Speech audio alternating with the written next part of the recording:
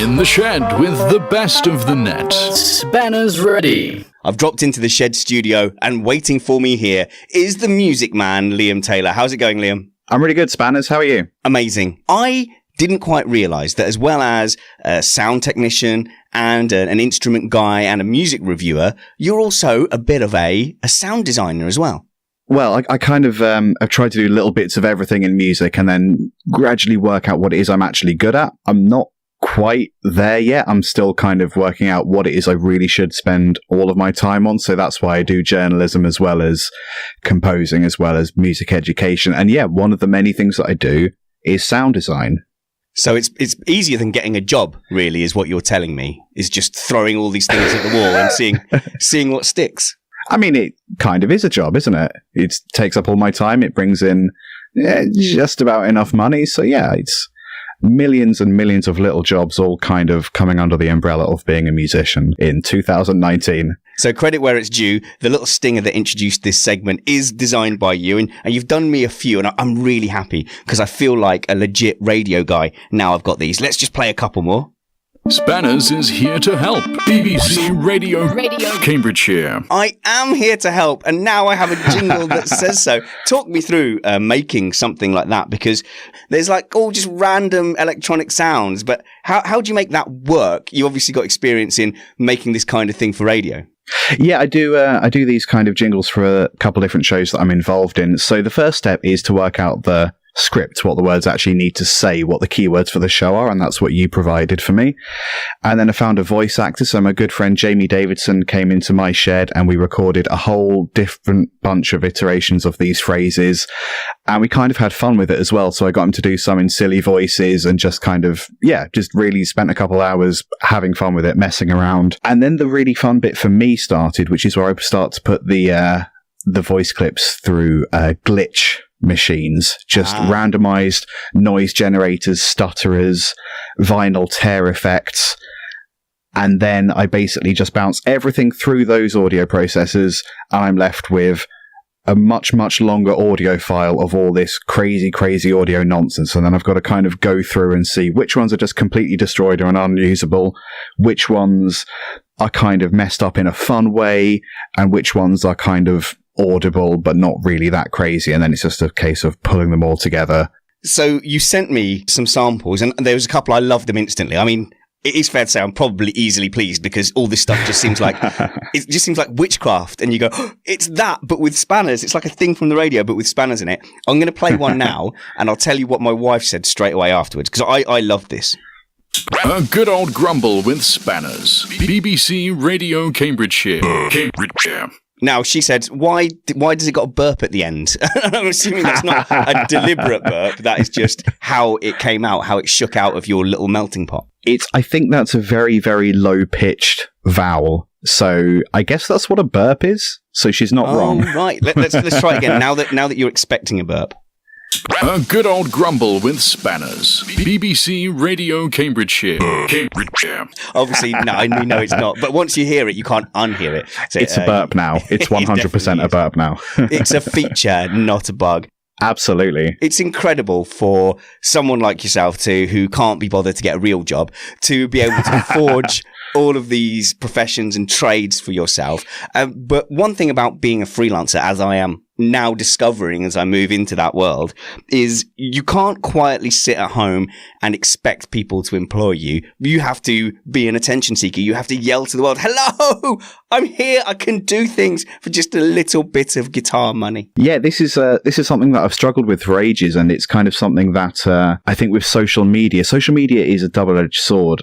We can kind of spend hours just going through, and I do this, I still do this, I just scroll through Twitter, I scroll through Facebook, and most of what I see is my friends and my peers and people I look up to doing amazing things, and kind of making me feel really bad that I'm not doing these same amazing things. And I know that's not the intention behind it, but that's how I feel. This is not just something that freelancers and musicians have to deal with. This is something people sat at home looking at their friends on Facebook, only posting the positive things of their lives. Yeah. But of course, for you, the stakes are higher, because you're going, oh, I've wasted my professional career. They're now, they've met Ed Sheeran once. Yeah, so it's tricky because it's so easy to feel really bad that you're not actually doing anything, you're not progressing in your career.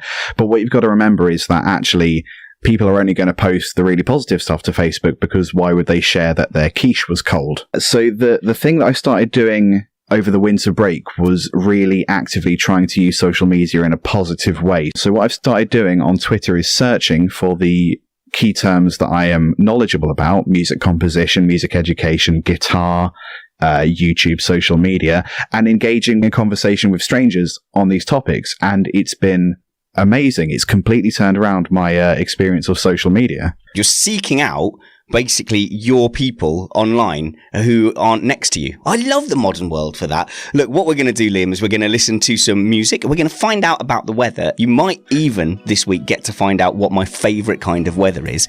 And then we're going to come back and we're going to talk some more social media and music. In the Shed with the best of the net. Spanners ready. I'm back in the shed with music man Liam Taylor. Now, before we had a break for the weather and some fine music, we were talking about using social media as a freelancer. That effect you get when you see other people's lives is intensified because your professional career is at stake. Yeah, absolutely. And the point I was making was basically that if you start to actively engage in conversations about the thing you're passionate about, the thing you're good at, the thing you're seeking work at, you can actually have really interesting conversations. I did a video about this. It came out yesterday, in fact, and it's so weird that I find myself in 2019 saying out loud, you should probably use social media to socialize, given that it's in the title and everything, but we just don't. We sit there and we passively ingest all these things that are going on, all these news stories, but we don't do anything actively ourselves. And I think that's a big mistake. And actually, having started doing this over winter break, I feel way more positive that I have 5 minutes to open up Twitter and see what's going on in the world, because I'm actually taking part in it. Yeah, I kind of get into the bubble myself. I think I'm one of the people sometimes that you talk about, because on social media, I don't say, again, didn't get a reply from that network I was talking to, or failed to book this guest for Missed Apex podcast. I only go, hey, you won't believe who's coming on. Hey, you won't believe the new position I've just got. And you end up kind of using social media almost to pat yourself on the back and just get validation from people to make you feel better for all those failures. We're networking.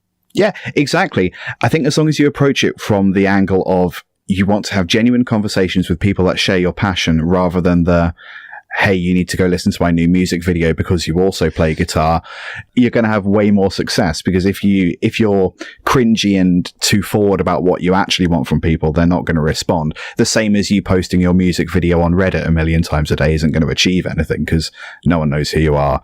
No one cares. But if you actually start to build up these real world connections, then people will start to care.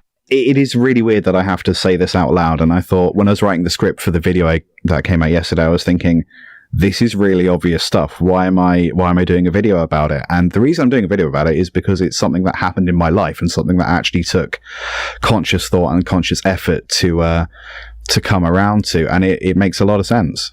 Okay, but you don't get to just come on here to talk about your passions and the things you've done. I bring the guests in here mainly to help with my personal admin. And I saw you do a great post about when kids are playing. So if we're watching our kids or grandkids playing their instrument, what to do when they make mistakes. So the number one thing that people will do when they make a mistake is they stop playing and they go back to bar number one and they start again.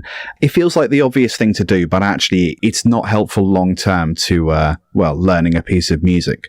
First off, if you think about what we do music for, we do music for the sense of community we get when either we're playing with other people or we're playing to other people. So if you have an audience and you mess up a song and you go back to the start, your audience are going to want their money back, because that's not the professional thing to do. And also, if you're playing with other people, they're not going to know what you're doing if you keep going back to the start. So it's the communal aspect of music that means that you've got to be able to go from start to finish. And psychologically, the other big reason to continue to the end of a piece of music, even if you keep making mistakes, is because if you keep grinding over this one bar that is giving you grief, you're never going to get any further, and you're just going to get annoyed with it.